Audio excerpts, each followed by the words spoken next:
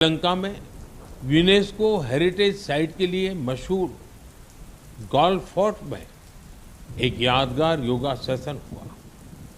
America के New York में observation deck पर भी लोगों ने योग किया।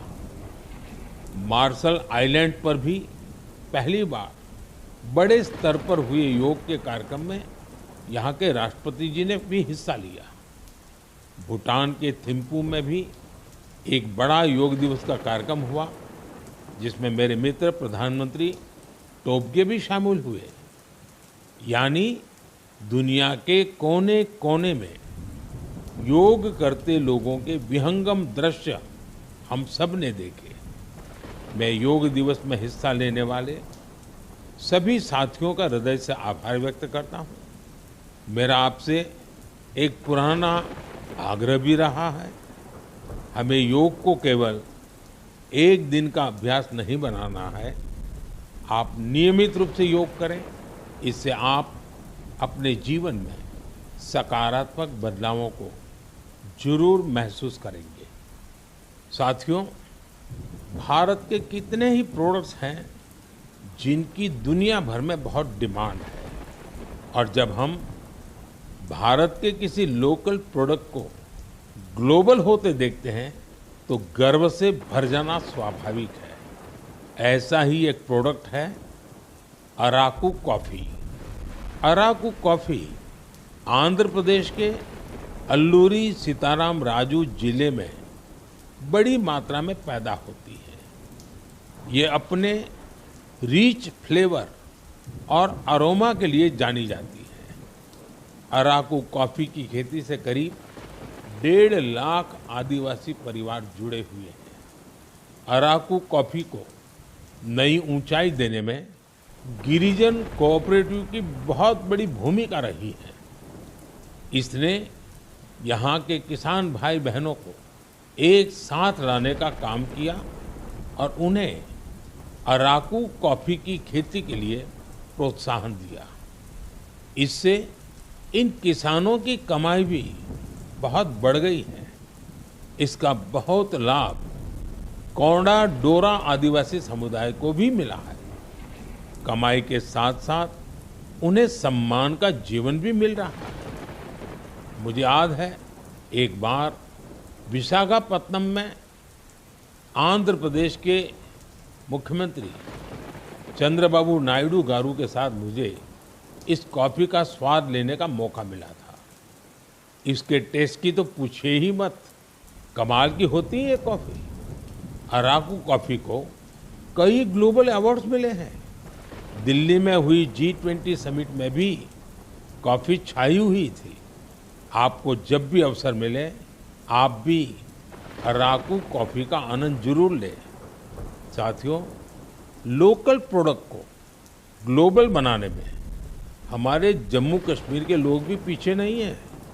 पिछले महीने जम्मू कश्मीर ने जो कर दिखाया है, वो देश भर के लोगों के लिए भी एक मिसाल है। यहाँ के पुलवामा से स्नो पीच की पहली खेप लंदन भेजी गई। कुछ लोगों को ये आइडिया सूझा कि कश्मीर में उगने वाली एक्सोटिक वेजिटेबल्स को क्यों न दुनिया के नक्शे पर लाया जाए। बस फिर क्या था, चकुरा गांव के अब्दुल राशिद मीर जी इसके लिए सबसे पहले आगे आए। उन्होंने गांव के अन्य किसानों की जमीन को एक साथ मिलाकर स्नो पीज उगाने का काम शुरू किया, और देखते ही देखते स्नो पीज कश्मीर से लंदन तक पहुंचने लगी। इस सफलता ने जम्मू कश्मीर के लोगों की समृद्धि के लिए नए द्वार खोले हैं।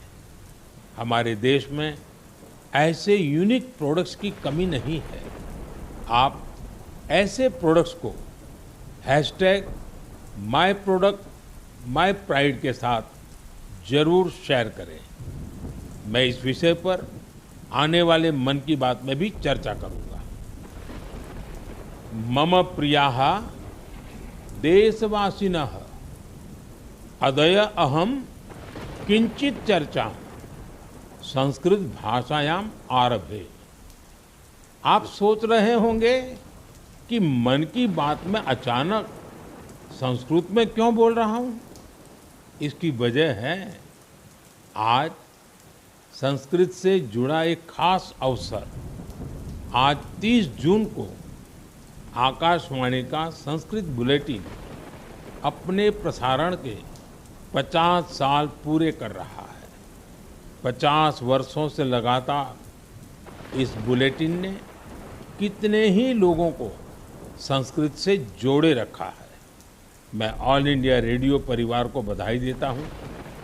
साथियों, संस्कृत की प्राचीन भारतीय ज्ञान और विज्ञान की प्रगति में बड़ी भूमिका है।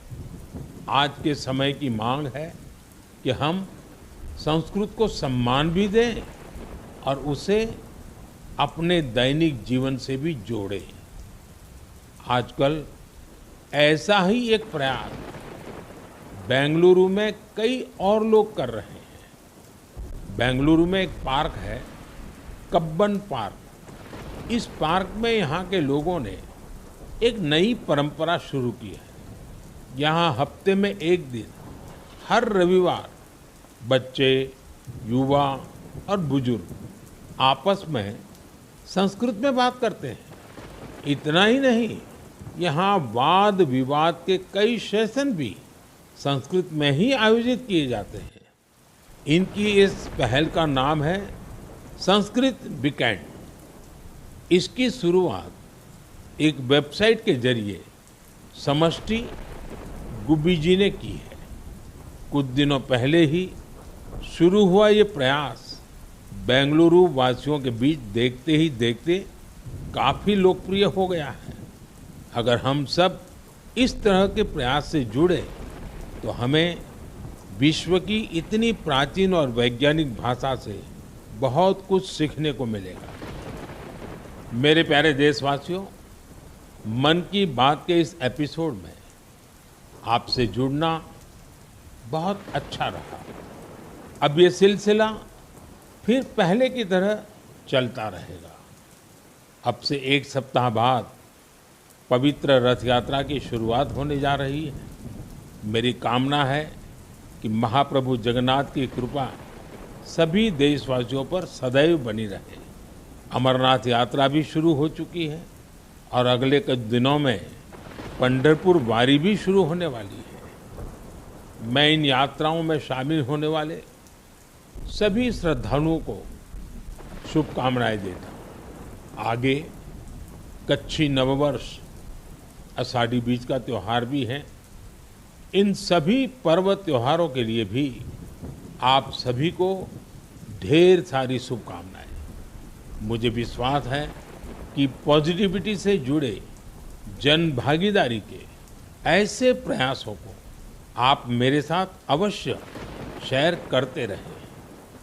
मैं अगले महीने आपके साथ फिर से जुड़ने की प्रतीक्षा कर रहा हूं। तब तक आप अपना भी, अपने परिवार का ध्यान रखिए। बहुत बहुत धन्यवाद। नमस्कार।